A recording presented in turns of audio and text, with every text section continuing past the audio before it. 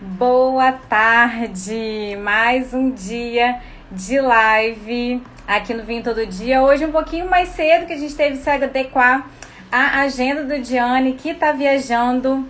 Então, olá pessoal, Andresa, Cristina, tudo bem, Carla? Então hoje a gente teve que se adequar um pouquinho à agenda do Diane, que está viajando, está em Curitiba. Segundo ele, está num lugar fantástico. Tô doida para ver onde ele está agora. Cadê você, Johnny? Será que ele já chegou aqui? Vamos lá, cadê Johnny? Falou que estava pronto.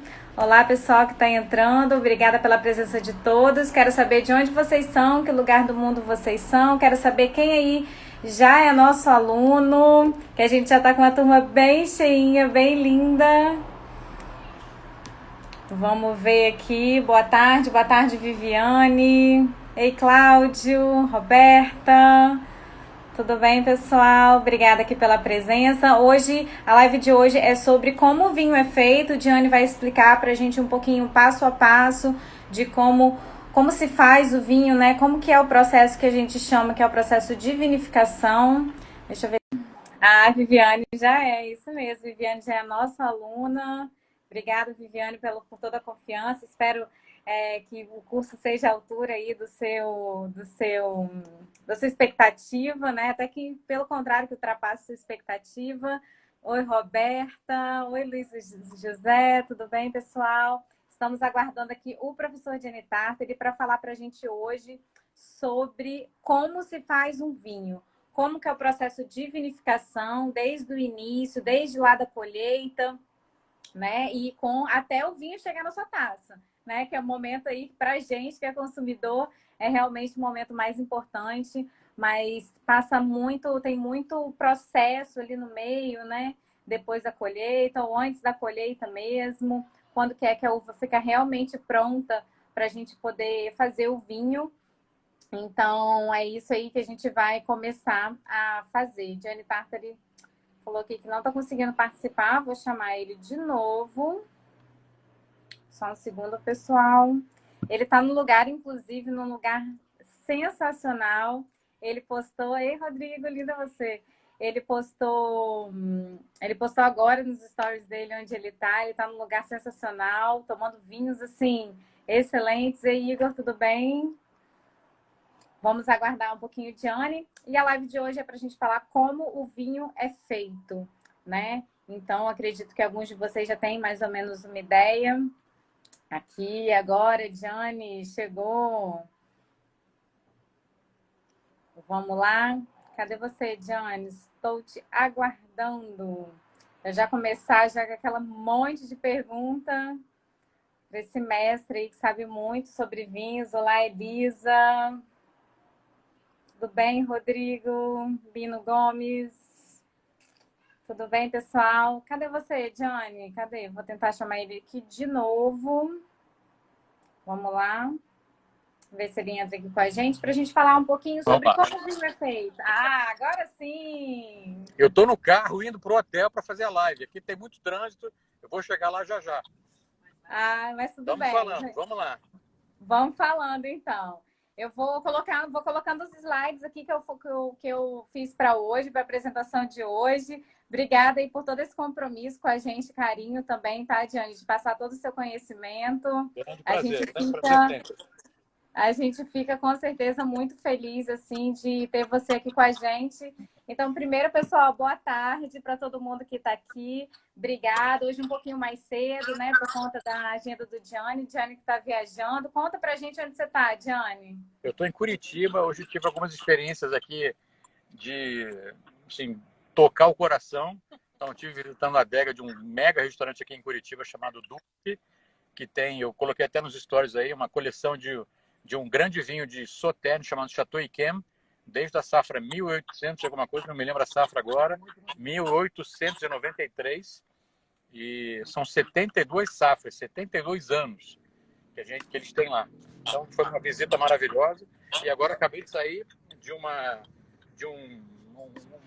comércio aí, vamos dizer, uma pessoa que trabalha com vinho, compra e vende, e um estoque dele lá de vinhos maravilhosos, super climatizado, e a gente teve a possibilidade de beber um Chablis Premier Cru da safra 2003, é um branco da safra de 2003, e depois ainda um branco da safra de 2005.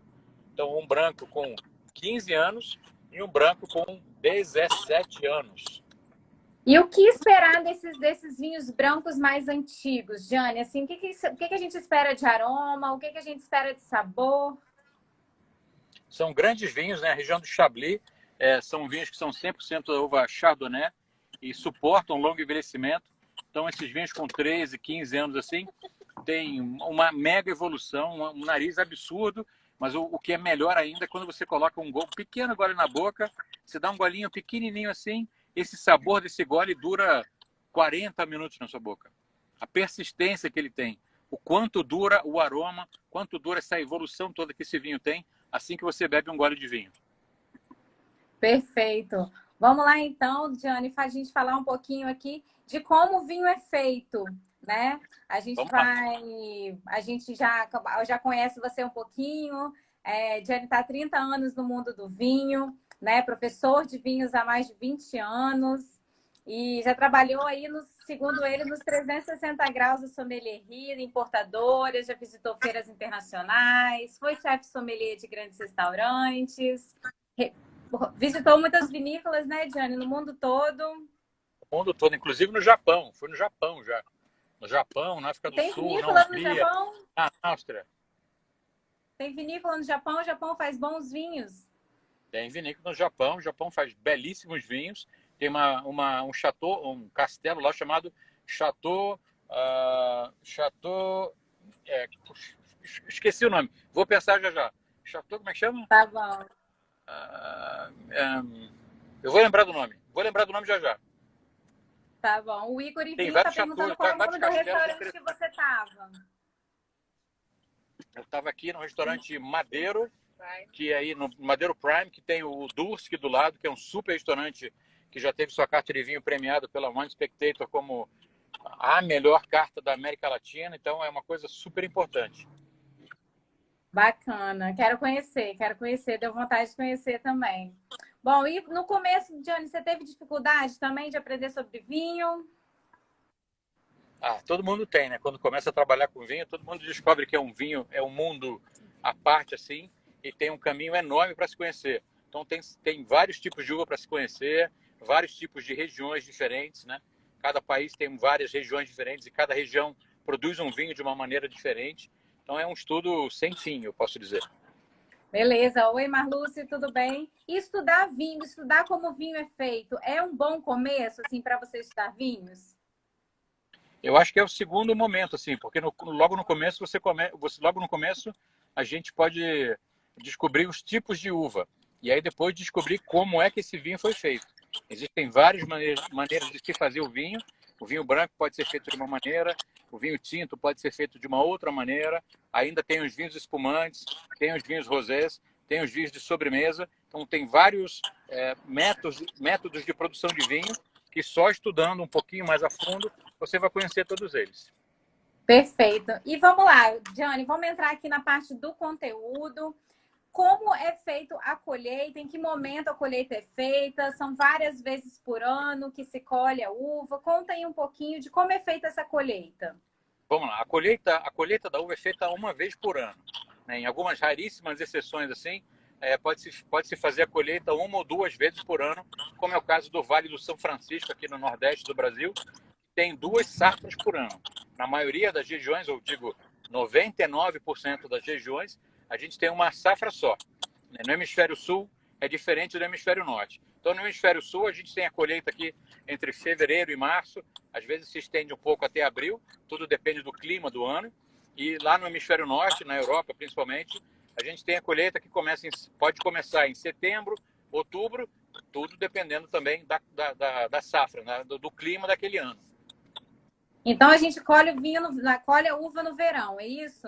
Colhe a uva no verão, uma vez por ano só, quando a uva está madura. Beleza. E essa colheita, assim, em que momento o produtor de vinho sabe que é o momento certo de fazer a colheita da uva? Então, o produtor ele utiliza tecnologia e tradição para descobrir se a uva está no momento ideal para ser colhida. O primeiro momento é a tradição, eu acho. ele chega lá no vinhedo, pega algumas uvinhas e separa a uva. Ele separa a uva em 3 partes: a casca, a polpa e a semente. Ele faz uma degustação da uva, vamos dizer assim. Né? Prova a casca para ver se ela está bastante crocante e não está muito amarguinha. Depois ele prova só a polpa da uva para ver se tem açúcar, se tem acidez, se está um equilíbrio legal entre açúcar e acidez. E depois ainda ele prova a semente da uva, que ela tem que estar seca, mas ela não pode estar queimada. Então, o primeiro passo é esse, né? Vai pela tradição. Depois, na parte técnica, ele usa um equipamento chamado refratômetro. Ele vai colocar a bolinha lá e pela quantidade de açúcar que tem ali dentro, ele vai saber qual é o potencial alcoólico que aquela quantidade de açúcar vai dar durante a vinificação. Então, uma matemática, no final das contas, assim, né? Total matemática, porque dependendo de quantas gramas de açúcar eu tenho por litro, eu vou ter X quantidade de álcool.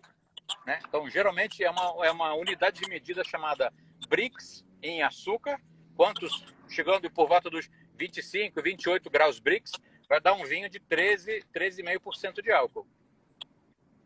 Beleza. E todas as uvas a gente colhe no mesmo momento? Fala um pouquinho pra gente sobre isso. Dependendo do tipo da uva, geralmente ela tem uma casca um pouco mais espessa. Algumas uma casca mais fina, às vezes uma casca um pouco mais grossa. Aquelas que têm a casca um pouco mais espessa demoram algum tempinho a mais para amadurecer. Esse tempinho pode ser 2, 3 dias, pode ser uma semana, pode ser uma quinzena. Não passa muito disso. Perfeito. E aí depois, colheu a uva, né? A gente vem para a parte aí do desengasse. Queria que você falasse um pouquinho para a gente sobre isso.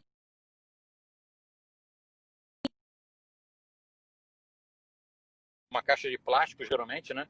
De 10, 12 quilos, não muito mais que isso, para que o próprio peso da uva não comece a extrair o suco da uva, né? O mosto, que é a coisa mais delicada que a gente tem na uva.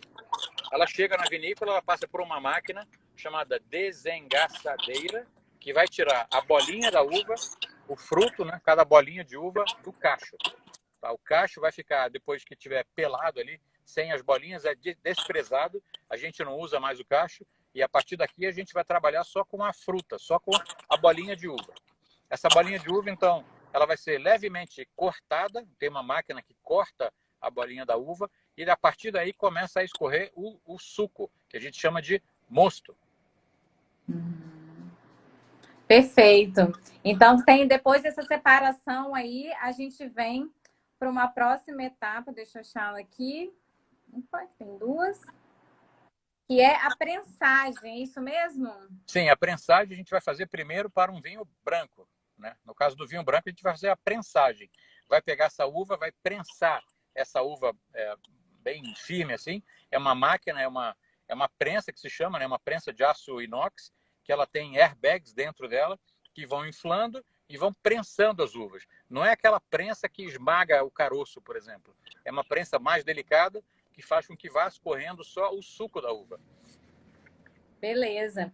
E nessa parte da prensagem, assim, a gente vê muito, né, aquela prensagem da pisa, né? Existe ainda a pisa ou não existe mais? Existe sim, a pisa, existe ainda. A pisa, vamos dizer, a gente entra com os pés lá, né? E vai pisando com os pés as uvas. Então isso acontece ainda hoje, 2020, ainda hoje, é feito dessa forma lá na região do Douro, quando o produtor vai fazer o vinho do Porto. O vinho do Porto ainda hoje é feito com as uvas pisadas pelo homem. Beleza. E aí, depois de fazer essa prensa, e na uva tinta? Você falou da uva branca e da uva tinta. A uva tinta é prensada também? É prensada depois. Então, a uva tinta, depois que ela é desengaçada, sai do cacho, ela é cortada, a uva inteira vai para o tanque de aço inox. E aí já começa uma maceração, uma extração de cor, uma extração de aroma, que sai bastante da casca, e tem início logo a fermentação.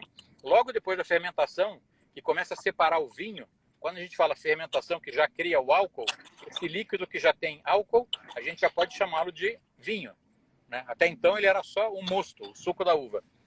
Depois que começa a fermentar, aquela massa enorme de casca de uva é também prensada para extrair mais líquido. E depois a gente vem para a parte da fermentação. Exatamente, que é o primeiro passo. Então começa a fermentação alcoólica, que é a transformação dos açúcares naturais em álcool por meio das leveduras naturais da uva também. Assim que começa a criar álcool, a gente começa a ter o vinho, a ter o vinho propriamente dito. Vai consumindo todo o açúcar do suco natural da uva e vai aparecendo o álcool. Beleza. E essa fermentação alcoólica, assim, ela é bem natural mesmo ou tem alguns aditivos? Tem dois caminhos, né?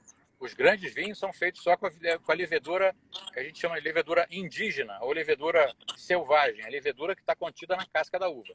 Alguns outros vinhos, às vezes, precisam de uma levedura um pouco mais firme, assim. Então, existe levedura selecionada, cultivada, que é adicionada nesse suco para que possa fermentar toda aquela quantidade de vinho. Acho que não tem nenhum problema quanto a isso, porque às vezes tem algum produtor que vai fazer uma grande quantidade de vinho e só a levedura natural não vai dar conta de fermentar tudo aquilo. Então é preciso ter um acréscimo, uma adição ali de levedura cultivada. Perfeito. E quanto tempo demora, mais ou menos, essa fermentação? Varia muito conforme a quantidade de açúcar que tem, mas geralmente em torno de 7 dias, de 7 a 10 dias. Para todos os vinhos? Tem a fermentação e nesse período de fermentação todo o açúcar é convertido em álcool. Para todos os vinhos é mais ou menos o mesmo período? Mais ou menos o mesmo período para todo tipo de vinho. Vinho branco, vinho tinto, vinho rosé. Beleza. E o vinho tinto, ele fica com a cor, né? Porque ele fica um pouco em contato com as cascas, né? Então, tem uma diferença aí. Quando a gente vai fazer o vinho branco, a gente prensa a uva do vinho branco, sai o suco e a casca de vinho a gente joga fora. Não vai usar a casca do vinho branco. No caso do vinho tinto, a gente prensa, depois da fermentação, a gente prensa a uva tinta e a uva tinta, a casca da uva tinta, vai junto com a casca, com o suco. Porque é da casca que vai sair todo o componente de cor para dar entre aspas, tintura para o vinho, né? Tinto vem de tintura, então essa coloração vem toda da casca e vem também toda a carga de tanino, que é a sensação adstringente que a gente bebe quando bebe vinho. Então quer dizer então que a cor do vinho, né, vem da casca da uva, é isso? Do vinho tinto, sim. Do vinho tinto, isso. Perfeito. E o vinho rosé, então, no caso, ele fica pouco tempo em contato com as cascas, é isso? Sim. O vinho rosé, há muitos anos atrás, tinha-se a ideia de que era um restinho de vinho branco misturado com um restinho de vinho tinto. Hoje em dia, os grandes produtores de vinho rosé, eles produzem o rosé a partir de uma uva tinta, né? Geralmente a uva Grenache na França ou Garnacha na Espanha. E aí o tempo de contato da casca com o suco da uva é contado em horas, né? 2, 3, 4 horas, já tem uma boa extração de cor e o vinho fica bem rosézinho, bem clarinho. O Diego está perguntando aqui se a fermentação é dentro da barrica. Seria isso, Diane? Depende do vinho, né? Na maioria das vezes, a fermentação acontece dentro de um grande tanque de aço inox, que tem a temperatura controlada, para que a gente não possa ter um problema de oxidação dos aromas do vinho. Então, é com temperatura controlada relativamente baixa, para que o vinho possa manter o seu frescor. No caso do branco, geralmente os grandes brancos lá da Borgonha, são fermentados em barrica. Então, é possível ter uma fermentação em barrica, ter um cuidado muito maior com a temperatura, e já durante a fermentação o vinho já adquire uma complexidade aromática muito maior. Perfeito. Mas a maioria, né, Diane, dos vinhos realmente são fermentados em tanque de inox, né? Tanque de aço inox, isso. Hoje em dia a gente tem, além do tanque de aço inox, a gente tem uns tonéis de concreto, uns tonéis num formato de ovo, né? Uns formatos interessantes assim, porque a fermentação ela tem um movimento, né? Vai criando gás carbônico. Então o vinho não fica parado, inerte, ele fica se movimentando. E esse formato de ovo faz com que o vinho vá girando assim dentro desse tonel, o formato de ovo. Pode ser de madeira, pode ser de concreto também, é bem interessante. A Valéria está perguntando aqui se a casca do vinho entra no processo de fermentação. No caso do vinho tinto, sim. No caso do vinho branco, não. No caso do vinho rosé, só um pouquinho. No caso do vinho rosé, não entra na fermentação, entra na prensagem. Na prensa, a gente tem um contato da casca para ter a extração de cor. Depois que tem a extração de cor, se dá início à fermentação. Cheguei aqui em frente ao hotel, então vou lá começar a subir para o hotel. Vamos lá. Beleza. A Lumara está perguntando, e o vinho verde, né? Como que é o processo de fermentação do vinho verde? O vinho verde passa pelo mesmo processo de produção de um vinho branco, né? O vinho verde é um vinho branco da região do Minho, em Portugal. Ele só é chamado de vinho verde porque ele tem uma característica que tem acidez bastante elevada. Então, o português fala que é um vinho que tem acidez bastante elevada, não é um vinho maduro, é um vinho que ainda está verde, ainda tem muita...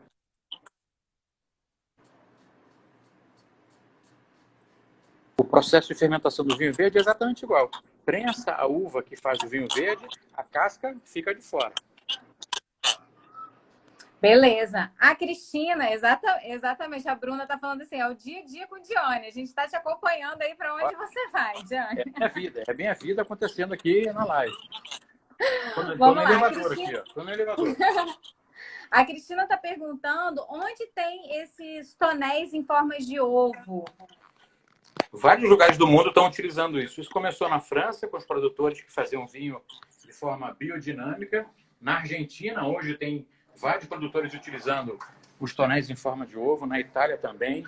Em vários lugares estão utilizando, porque é um vinho que fica em constante movimento, né? Não fica estático. Isso é bacana para o vinho também. Beleza. E depois aí fermentou o vinho, vem um processo chamado trasfega. É um processo até que eu demorei um pouquinho para entender e eu queria que você explicasse sobre ele. Vamos lá. Deixa eu entrar no quarto aqui, que aí fica mais fácil. Aí. Vou dar um tempinho aqui, gente. Cheguei. A gente deixa, Diane, a gente deixa. Pronto, você merece, com sossego. Tirar a máscara e vamos lá. Muito bem. O que é a trasfega? A trasfega é quando a gente tira o vinho de um tanque e passa para outro tipo de recipiente. Esse movimento do vinho, de tirar o vinho de um tanque de aço inox e colocar em outro, por exemplo, se chama trasfega. Só isso. É a forma de tirar, de transferir o vinho de um recipiente para outro. Perfeito.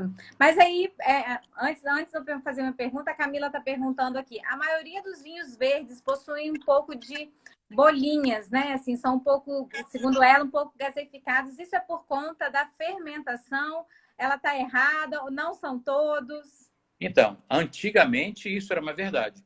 Hoje não é mais. A maioria do vinho verde não tem mais gás carbônico. Esse gás carbônico era um restinho da fermentação. Porque qual é o resultado da fermentação? Quando você fermenta os açúcares do vinho, o resultado é teor alcoólico, né? O teor alcoólico e um pouquinho de gás carbônico. No caso do vinho verde, era muito bem-vindo esse restinho de gás carbônico. Assim. Então, você abre a garrafa, serve na tua taça, tem umas mini bolinhas assim que vão desaparecendo, né? Vão sumindo assim aos poucos. Hoje em dia, o vinho verde não tem mais isso, não. Não tem mais gás carbônico. Beleza. O Avalés está perguntando se o vinho passa por algum processo de filtração depois de fermentado. Passa no processo de filtração muito depois de ser filtrado. Ele é fermentado assim que terminou a fermentação, no caso do vinho branco. E aí, eu sempre falo aqui sobre estilo. Existem estilos de vinho. Vamos dizer, eu acabei de fermentar minha uva Chardonnay no tanque de aço inox. Mas eu quero dar mais complexidade para esse meu Chardonnay. Então, eu vou fazer uma pequena passagem desse vinho em barrica de carvalho. Tá? Então, eu vou colocar todo o vinho lá dentro. Depois vai ficar 3 meses ou 6 meses lá dentro. Depois desse período, antes de engarrafar, esse vinho vai ser filtrado. Então, passa por placas de microns. Então, tem várias plaquinhas ali com um filtro microscópico mesmo, que vai tirando qualquer resíduo que esse vinho possa ter. Perfeito. A Cristina está perguntando se ela tem uma dúvida aqui sobre se o tanque de aço inox interfere na qualidade do vinho. De maneira nenhuma. Zero. Não interfere em absolutamente nada. Pelo contrário, porque o aço inox é um equipamento que é inerte. não tem nenhum contato com oxigênio. Então, preserva todo aquele aroma frutado que você conseguiu obter durante esse ano inteiro de amadurecimento da uva, né? Crescimento, floração, e depois a frutificação, e depois o amadurecimento da uva, precisa ser preservado, e a melhor maneira para se preservar isso é fazer o vinho no aço inox. É inerte, não tem nenhum contato com oxigênio, e o aroma do vinho fica perfeito. E ainda você consegue controlar a temperatura ali dentro, né? A temperatura da fermentação. Do lado de fora desse tanque de aço inox, tem umas cintas, né, que abraçam esse tanque de aço inox, onde você pode passar um líquido, geralmente água, que pode esfriar, água muito fria ou água muito quente para dar início à fermentação, ou muito fria para diminuir a fermentação e quase que interromper a fermentação. Beleza. A Eliana está perguntando aqui se o tanque de cimento é revestido por algum tipo de material e se é uma tendência atual. O tanque de concreto, geralmente, ele é revestido por epóxi. O lado de dentro dele é vitrificado praticamente, né? Não é de vidro, mas esse epóxi evita qualquer contato do vinho com oxigênio ou com qualquer porosidade que esse concreto possa ter. Não vou dizer que é uma tendência, porque é uma coisa que já se utiliza há séculos, não é uma novidade, né? Mas muitos produtores utilizam, são produtores mais antigos, certamente tem na vinícola vários desses tanques de concreto são utilizados até hoje. Beleza. O Equilíbrio está perguntando se é utilizado aço inox ou aço inox cirúrgico. Não tenho nem ideia. Aço inox. E cirúrgico, eu acredito que não. Cirúrgico é um aço muito mais nobre, muito mais caro, e aí o custo de produção certamente iria aumentar muito. Entendi. E depois que acontece a trasfega, vem a parte do amadurecimento do vinho. Como que... Vai lá. Conclui. Não, como que é feito, assim? Como que, assim, tem que esperar? Já pode engarrafar logo? Tudo depende, mais uma vez, tudo depende do estilo com que o produtor está fazendo. Acabei a minha fermentação, o meu vinho está lá no tanque de aço inox, o meu chardonnay está lá no tanque de aço inox, já filtrado, já límpido. Se eu quiser, eu posso engarrafá-lo agora e vender amanhã. Pronto, o vinho está pronto. Mas eu quero dar uma complexidade maior para esse vinho. Então ele já está prontinho. Eu vou fazer com que esse vinho permaneça em barrica de carvalho durante 3 meses e depois eu vou engarrafar e depois eu vou vender. Então, tudo depende do estilo que o produtor queira fazer com esse vinho. Então, o amadurecimento pode ser o vinho que está no aço inox, que eu acabei de falar, como ele é um recipiente inerte, não tem amadurecimento. O vinho só vai amadurecer à medida que ele tenha contato com oxigênio. No aço inox, o contato é zero. Nenhum contato com oxigênio. Ele é totalmente inerte, né? Totalmente inerte. O Rodolfo está perguntando qual é o nome do tanque de concreto. Tem algum nome específico? Em espanhol se chama pileta. Que é tipo uma piscina, uma pileta, um tanque de concreto. Não tem um nome específico. Tá. A Adriana está perguntando sobre as lascas de madeira que são colocadas no tanque, às vezes, né? Ou não passa por barrica, mas ele tem um sabor aí. Conta pra gente. Eu acho que isso é um pouco como é que eu posso falar? Uma fantasia que as pessoas tenham, que tem um monte de pedacinho de madeira boiando no vinho, né? Lascas de madeiras boiando no vinho. Não é nada disso, gente. Pelo amor de Deus, não existe isso. Tá? Não existe isso. Então, vamos pensar o seguinte. Eu tenho meu vinho tinto lá, e já está dentro de um tanque de aço inox. E aí eu quero fazer um vinho barato, que continue sendo barato. Um parênteses aqui. Uma barrica de carvalho francês custa 1.000 euros. Uma barrica custa 1.000 euros. Uma barrica de carvalho tem 225 litros de capacidade. Isso transformado em garrafa dá exatamente 300 garrafas. Divide aí 225 por 0,75. O resultado vai ser 300. São 300 garrafas de 750 ml. Então, faz o custo, divide o custo de 1.000 euros por 300 garrafas. Se você tem 1 milhão de litros de vinho, você vai precisar de quantas barricas? Quanto custo disso vai incidir no vinho? Certo? Vai ficar mais caro. Então, existe hoje, não hoje, mas já há bastante tempo, essa história de chips de madeira. Não imagine que é um pedaço de madeira jogado lá dentro do tanque de aço inox. Não é assim. Imagina um sachê. Eu vou pegar meu carregador aqui, porque hoje não vou ficar sem bateria, não. Peraí. O carregador tá na mão. Calma aí que a gente já vai chegar. Carregador aqui tá na mão, tá na tomada. Só um segundinho. Isso aqui entra cá. Vai na tomada. Pronto. Isso aqui. Ontem a Tiane me deixou sozinha na live. Ontem faltou a bateria. Já está carregado, tá? Já tá aqui no carregador. Muito bem. Então vamos lá. Eu quero fazer eu sou produtor de um vinho branco baratinho, bem baratinho, e eu vou usar chips de madeira. Não vou jogar lascas de madeira dentro do meu vinho, de maneira nenhuma. Então, o tal do chips, como é que funciona? Imagina um sachê de chá, sabe? Aquele tecidinho, aquele papelzinho, só que desse tamanho, né? Grande, tipo 50 por 50, 50 centímetros por 50 centímetros, cheio de lascas de madeira aí dentro, é claro, de pedaços de barrica, geralmente barrica americana, que é mais barato. E aí, esse sachê, vamos dizer, alguns desses sachês são colocados dentro do tanque de aço inox. Aí sim, vai ter uma leve extração de aroma, uma leve extração de perfume e vai dar esse aroma de amadeirado no vinho. O nosso mercado, o mercado brasileiro, absorve muito, gosta muito desse tipo de vinho.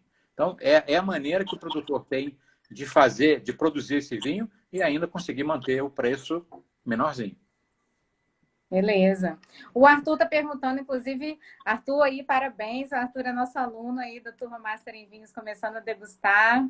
Que beleza, parabéns. Arthur. Espero que o curso atenda todas as suas expectativas. E voltei numa pergunta dele aqui. Ele falou assim, quando eu perguntei da filtração, foi sobre o vinho tinto, onde as cascas fazem parte do mosto fermentado. Eu penso que antes de ficar um tempo das barricas, ele é filtrado, ou não? Não, no caso do vinho tinto, toda a massa é colocada no barril, porque toda essa massa, não vou dizer as cascas não, mas não existe uma filtração antes de ser colocado na barrica. A casca realmente não vai para a barrica, mas não vai o vinho límpido. O vinho límpido vai no momento que vai ser engarrafado. Tá? Então, na barrica, durante o envelhecimento do vinho na barrica, pode acontecer de ter muito sedimento ainda. E esse sedimento vai ficar na barrica. A gente falou outro dia, em Bordeaux, sobre o processo de filtração feito com clara de ovo. Lembra? São 6 claras de ovo para cada barrica de 225 litros. Então, isso já é uma certa filtragem para arrastar para o fundo do barril aquele sedimento que está em suspensão. Antes de entrar na garrafa, o vinho é muito bem filtrado para ir límpido. Faço um parênteses aqui. Nem todo vinho é filtrado. Quantas vezes você já deve ter aberto um vinho, mesmo novo, que quando você vai servir o restinho da garrafa, a última servida, tem algum sedimentinho. É tranquilo isso, não tem o menor problema. Perfeito. O Rodolfo fez uma pergunta também. Ele perguntou sobre a fermentação malolática, quando ela ocorre, se é logo após a alcoólica e se todos os vinhos fazem fermentação malolática. E eu estendo a pergunta dele, o que a fermentação malolática influencia no vinho, no sabor? Vamos lá, vamos começar explicando o que é fermentação malolática.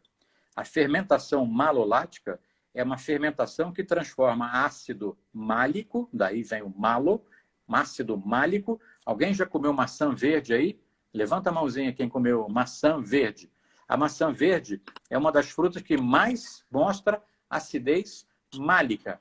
É uma acidez que está presente em todo tipo de fruta. Tá? Todo tipo de fruta. A maçã verde é a que mais mostra. Se você morder a maçã verde e do lado morder a maçã vermelha vai parecer 1 quilo de açúcar, porque a acidez é desse tamanho. Está presente lá, mas tem muito mais açúcar. A maçã verde está presente a acidez, está presente o açúcar, mas é acidez desse tamanho. Tá? Então, lembra disso. A acidez málica está presente em toda a fruta.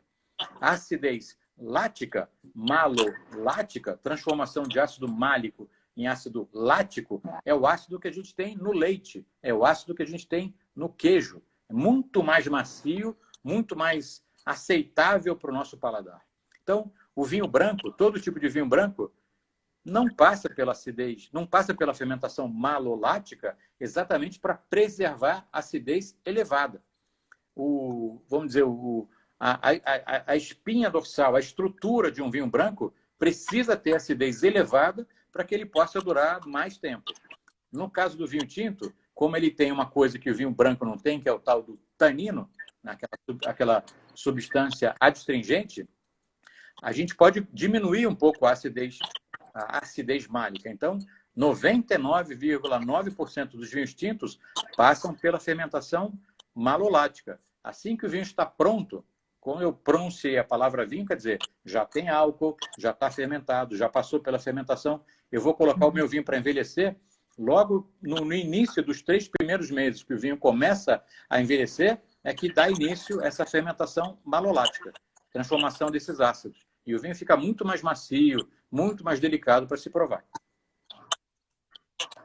Beleza. A Bruna está fazendo uma pergunta, que é uma pergunta que eu acredito seja dificuldade de muita gente, mas é uma pergunta que nunca veio aqui nessas nossas lives. Ela falou assim, não sei, obrigada, Bruna, pela pergunta. A Bruna está sempre aqui com a gente. Não sei se essa pergunta cabe nesse momento, mas quando abrimos um vinho e sentimos os aromas, essas especiarias e essas frutas são colocadas no vinho durante o processo que ele é feito? Estou em choque. Mas olha só, é uma dúvida de muitas pessoas, Jane, porque assim, como as pessoas não conseguem entender como sentir os aromas de fruta, por exemplo, se a fruta não foi colocada ali, né? Assim, como que o vinho tem esse poder, né? Por isso que ele é tão mágico. Gente, quem perguntou? A Bruna? Bruna, olha no meu olho aqui, Bruna. Olha só, o segredo eu vou te contar agora. O vinho é feito com uva madura, fermentada. A fermentação acontece em temperatura elevada, por volta de 28, 30 graus. É quase como se você pegasse na sua casa algumas frutinhas e colocasse numa frigideira na panela, no fogo. Se você colocar umas frutinhas na frigideira, no fogo aceso ali, 2 minutos depois que o fogo começa a esquentar a panela e a panela começa a esquentar a fruta, o cheiro da fruta madurinha, quando ela começa a ficar aquecida, sendo, entre aspas, queimada, muda absurdamente. Então, resumindo, o vinho é feito com uva, o vinho branco feito com uva branca, uva tinta feito com uva tinta, o vinho tinto feito com uva tinta, que a maior quantidade de aroma, toda a família aromática que a gente vai encontrar no vinho depois, ele vai ser desenvolvido durante a fermentação. Alguns vinhos que vão ser envelhecidos em madeira 1, 2, 5 meses, 20 meses, 30 meses, durante esse envelhecimento, mais complexidade aromática vai sendo adicionada no vinho. O vinho é feito com o suco da uva fermentado. Ponto. Não tem adição de aroma de não sei o quê, perfume de não sei o quê. Em alguns casos, em alguns lugares, eu acabei de falar sobre levedura selvagem, levedura adicionada, algumas leveduras podem induzir aquele tipo de uva, aquele suco de uva a mostrar algum tipo de aroma que já está lá dentro no suco. Só vai fazer esse aroma. Não tem adição de absolutamente nada. Gotinha, pozinho, mágico, mistura. Não existe isso. Não existe. Beleza, perfeito, Bruno. Espero que tenha entendido aí. Realmente é uma dúvida de muita gente também, ainda mais se a gente vê, às vezes, aqueles desenhos das taças com um monte de coisa dentro, assim, né? Querendo explicar os aromas. E a gente Mas é o que você vai sentir depois que o vinho está pronto. é o que você vai descobrir depois que o vinho está pronto. Perfeito. Perfeito. Vamos lá, tem umas perguntas aqui poderosas. A Lumara está perguntando aqui, falou que não tem nada a ver com o tema, mas tem sim, tá, Lumara? Como faz para fazer o curso de vocês? É só você mandar uma solicitação por direct, mas eu Essa é já fácil. mandei.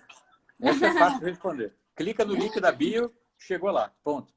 Isso aí, a gente também manda o direct para você com as informações, tá bom? A Camila fez uma pergunta aqui interessante, porque, assim, você geralmente fala que o vinho branco, no vinho branco não é tão fácil, assim, sentir um tanino, aí você falou agora que no vinho branco não tem tanino, então o vinho branco tem ou não tem tanino, ou tem pouco, alguns têm, outros não, me explica Vamos um lá. pouquinho sobre isso. A uva branca tem tanino. A uva Chardonnay tem tanino. A uva Sauvignon tem tanino. O tanino está contido na casca da uva. Eu não vou dizer nem só da uva, não, de várias outras frutas.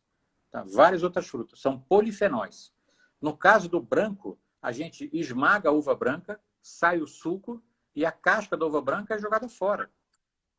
Então não tem extração de tanino para o vinho branco, a não ser no vinho natural, no vinho biodinâmico, que você faz a fermentação do vinho branco com o cacho inteiro. E aí sim, talvez possa ter uma extração maior de tanino. E mesmo no branco, você vai sentir o tanino quando vai beber. No caso do vinho tinto, você, depois de fermentar, prensa a uva tinta e a casca que você prensou, você joga dentro do vinho. Então, o suco que está lá, o exemplo que eu dou é fazer um chá. O chá é o sachêzinho na água, certo? Na água quase fervendo. Quanto mais tempo fica o sachê em contato com a água, mais extração de cor, mais extração de aroma vai sair daquele sachê. Troca o sachê pela casca da uva. É a mesma coisa. Quanto mais tempo de maceração, de contato da casca com o suco, mais extração de tanino, mais extração de cor, mais extração de sabor vai ter aquele vinho. No caso do branco, a casca já foi embora. Perfeito. A Isa está perguntando aqui se o vinho em lata vendido hoje aqui no Brasil consegue manter a qualidade do vinho. A qualidade do vinho que foi produzido para estar dentro de uma lata. Eu já bebi vários vinhos em lata. Acho que é um supermercado que a gente vai ter, um mercado maravilhoso que a gente vai ter de vinho em lata. Imagina que você vai no teatro, vai no cinema, em vez de comprar uma Coca-Cola, uma cerveja, vai comprar um vinho em lata para você assistir lá uma ópera, uma peça bacana de teatro, bebendo vinho. Ponto. O vinho em lata não é um Chateau Mouton Rothschild que vai estar na lata. Não é o Barolo do Ângelo Gaia na lata. Não é isso. É mais um momento descontraído que você vai ter para consumir vinho. Em vez de trocar o vinho pela Coca-Cola, pela cerveja, pela água tônica. Quero beber vinho. Tem um vinho em lata? Tem, beleza. Coloco o canudinho e vou beber o meu vinho em lata. Perfeito. Ponto final.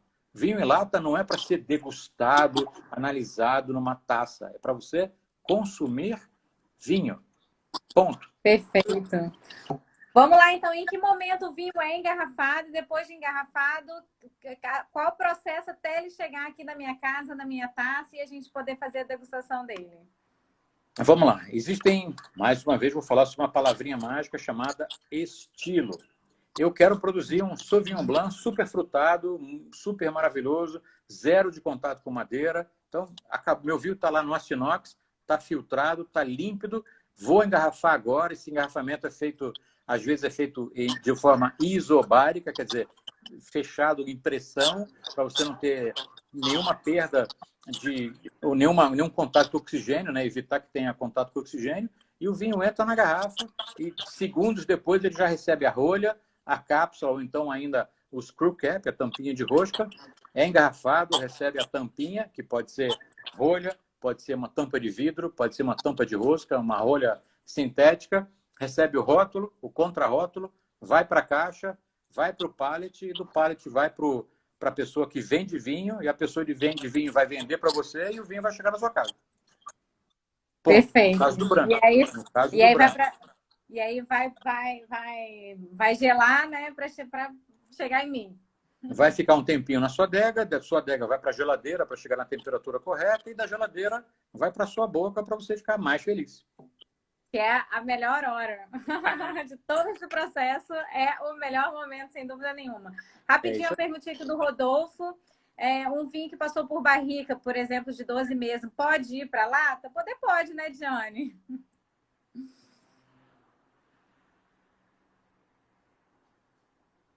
Diane travou aqui um pouquinho para mim.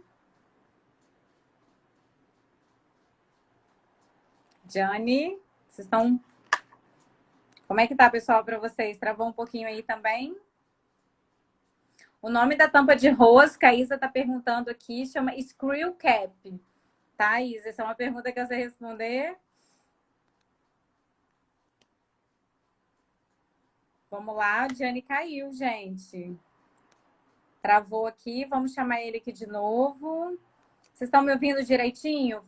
Manda um alô para mim aqui, quem está me ouvindo direitinho. O Diane caiu, vamos chamar ele de novo, tá, pessoal? Só um segundo. Diane, cadê você? Vamos chamar ele aqui. Eu tô aqui. Ok, né? Ótimo, beleza. O vinho que é fechado com a tampa, tem diferença do vinho fechado com rolha? Lumara, a gente fez nas lives anteriores, a gente tem essas perguntas. Inclusive, tem uma pergunta do Diane só nisso, lá no canal dele do YouTube. Quem não ainda assinou o canal dele lá, se inscreveu, pode se inscrever, porque é bem legal, tem muita pergunta bacana, ele vai responder para você, ele vai falar que a tampa de rosca realmente são para vinhos mais serem consumidos mais rápidos, né?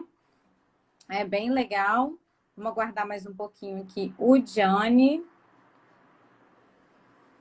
Então, o Rodolfo, também respondendo a sua pergunta sobre o vinho, que eu acho que ele vai responder uma coisa bem parecida. O vinho que passou por barrica 12 meses, por exemplo, pode ir para lá? Eu acredito que sim. Mas provavelmente o vinho lata ele não vai ser um vinho tão sofisticado. Um vinho que provavelmente não vai ter passado por barrica, assim, né? Vamos ver aqui se eu acho Diane de novo. Vamos ver. Deixa eu ver se ele entra aqui.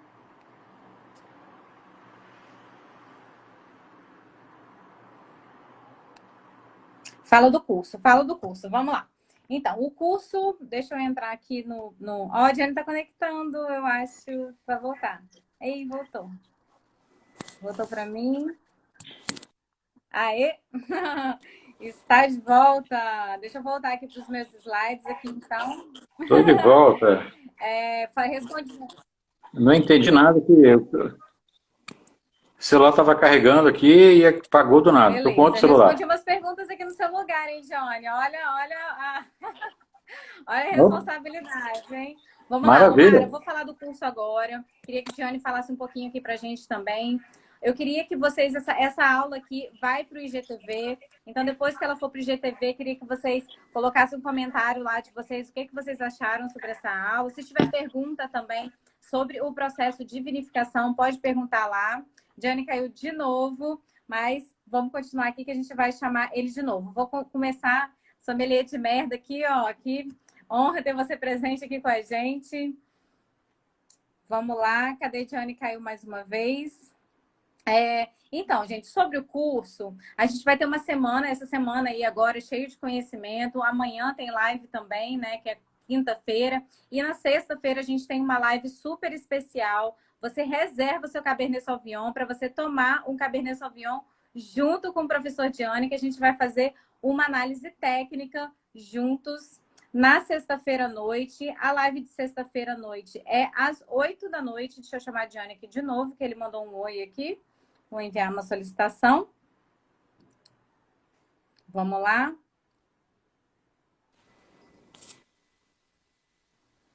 Gianni? Ei, Estou de volta. Então, essa semana vai ser uma semana cheia de conhecimento, mais 2 lives que a gente tem aí, quinta e sexta-feira. Vamos voltar aqui. Com tudo que a gente falou aqui, gente, assim, é o máximo que a gente consegue falar realmente sobre essa parte de vinificação, né? Ele vai responder as perguntas para vocês ainda, mas a gente tem um convite para eles, né, Diane? Fala aí. Opa, um super convite. Um super convite que eu e a Ana está trabalhando nesse projeto já faz mais de ano. e a gente conseguiu concluir na última sexta-feira que a gente fez uma masterclass, foi uma aula ao vivo durante 3 horas falando sobre muitas coisas do vinho, né? 20 passos interessantes aí sobre o mundo do vinho, e que culminou no lançamento do curso online. Primeiro curso, minha primeira turma online, que eu tenho o maior orgulho de fazer esse curso, porque durante anos eu sempre fui professor de vinho em sala de aula e sempre tive uma turma limitada, né? 20, 30, 40. E a Ana sempre quis me convencer, e conseguiu me convencer, a fazer uma turma online, e a minha exigência maior assim era fazer, Ana, a minha dúvida era como é que eu vou fazer uma aula online se as pessoas, sei lá, não vão ter o mesmo vinho, precisam todas elas ter o mesmo vinho, a gente degustar o mesmo vinho, que vai ter a efetividade assim do aprendizado, sabe? Então era uma barreira que a gente tinha.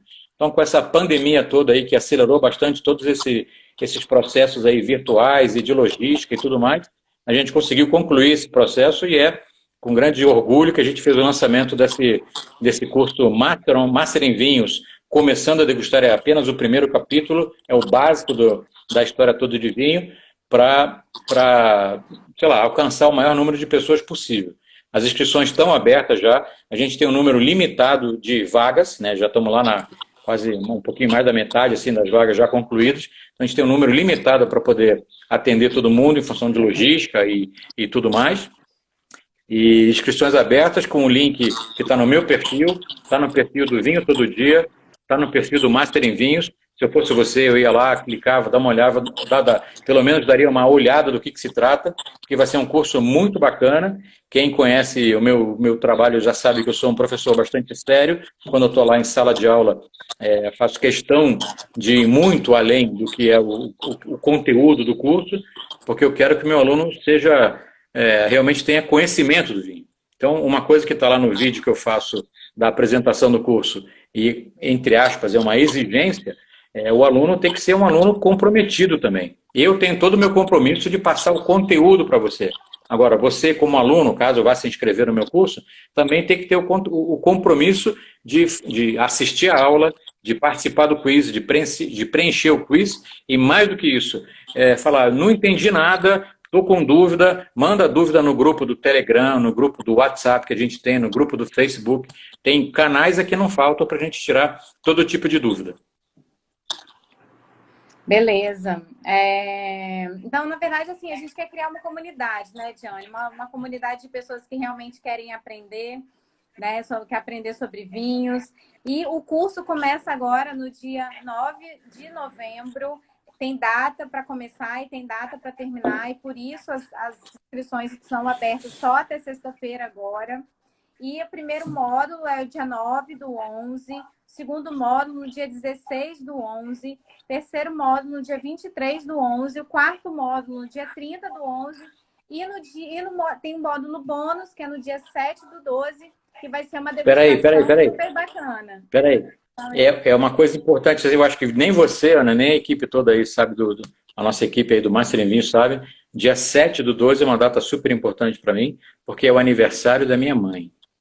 Minha mãe é falecida, infelizmente, mas eu sempre comemoro o aniversário da minha mãe, que é 7 de dezembro.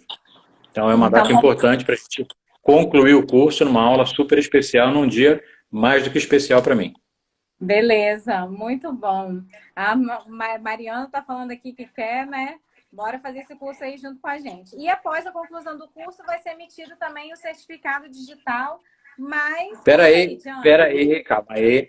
Era um certificado digital que, para surpresa da Anne, para a Cris, aí, a equipe nossa que está trabalhando, o Tomate também, somos em 4 aí trabalhando nesse projeto todo, para surpresa deles que ficaram com o olho desse tamanho, meu Deus, como assim?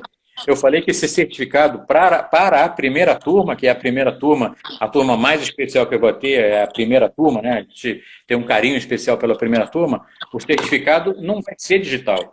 O certificado vai ser físico. Você vai receber na sua casa o certificado bonitinho, maravilhoso, assinado por mim na conclusão do seu curso. Então, eu acho que você, mais do que dever, merece participar desse curso, vai ter um conteúdo maravilhoso e ainda você vai receber esse certificado de conclusão do curso, como é que fala? Físico, vai receber na sua mão.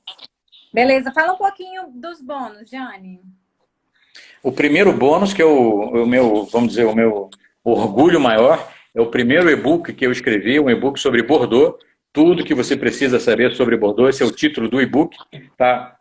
Ele está à venda lá na Hotmart também. Deu um trabalhão para fazer, mas ficou lindo de morrer. É um orgulho, bonito pra caramba. Fala toda a história de Bordeaux, né?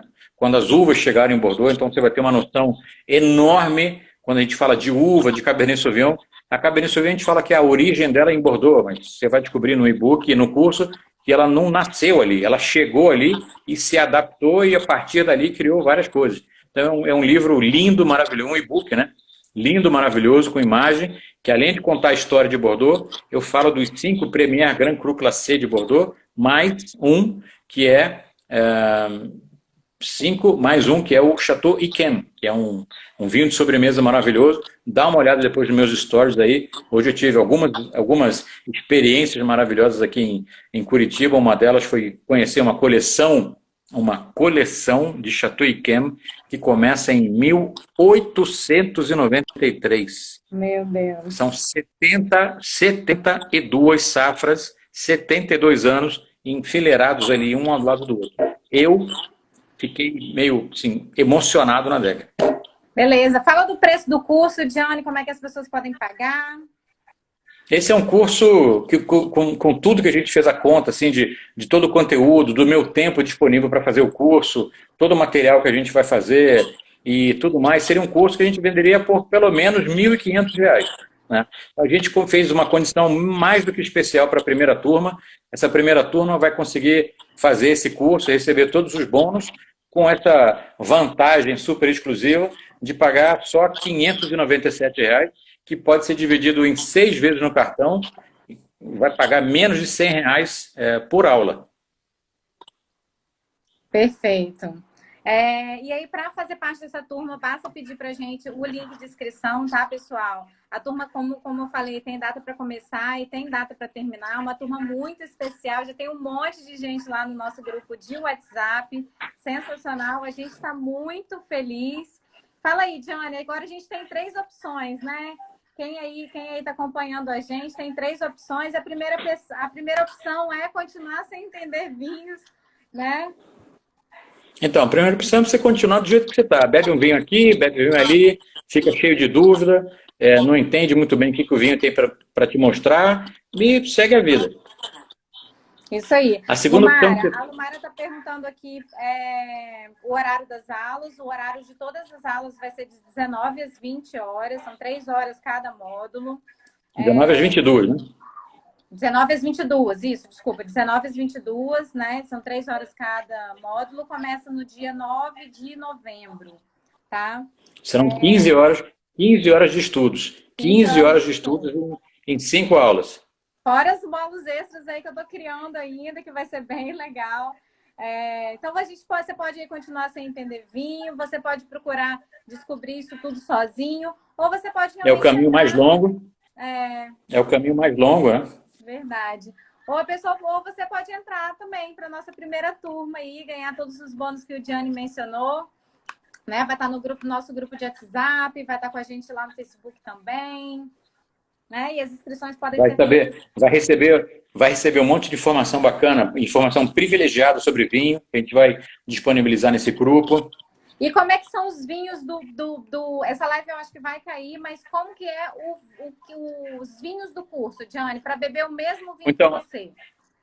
Então, esse curso aqui só está acontecendo porque a gente conseguiu fazer com que todo mundo tivesse acesso a uma seleção de vinhos que eu fiz, por um preço super camarada, então você vai ter um desconto muito grande em comprar esse vinho nesse kit que a gente montou para degustação. O mais importante desse curso é você degustar o mesmo vinho que eu estou degustando. Então eu estou aqui descrevendo, falando desse tipo de vinho e você tem esse mesmo vinho na sua mão, para você procurar, para você encontrar esse tipo de aroma, esse tipo de sabor que eu estou te falando. Então, a parte mais importante é essa, você ter aí na sua mão o mesmo vinho que eu estou degustando. A Renata está perguntando se as aulas do curso ficam gravadas. Ficam sim, tá, Renata? Durante 12 meses você tem acesso a todas as aulas, tá bom? Quem perdeu a aula ao vivo, não é que vai ficar desesperado assim, porque vai ter acesso as aulas gravadas, né? Vão ficar gravadas lá. Não assistiu presencialmente, mas ela está lá.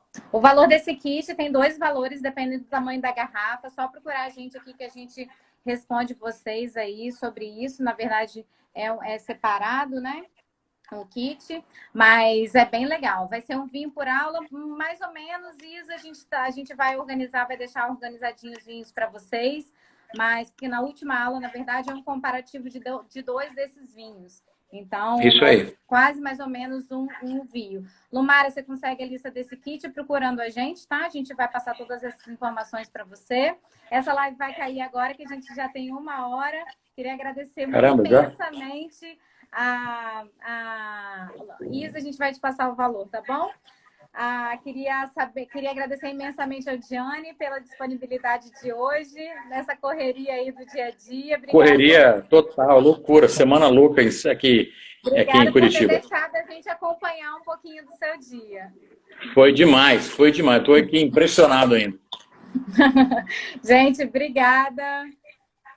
Lumara, vou te mandar... Não, hoje não volta, que hoje o Gianni vai ter Hoje é realmente marcado às 8, mas ele vai ter um evento. A gente adiantou essa live de hoje para as 5 horas.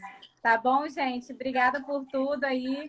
Tchau, até Obrigado, gente. Até amanhã. Obrigadíssimo, gente. Até amanhã às 20 horas. Até amanhã. Amanhã tem mais. Amanhã tem mais. Obrigadíssimo pelo todo... Obrigado por todo mundo estar aí assistindo. Obrigadão. Tchau, gente. Obrigada. Tchau, tchau. Obrigado.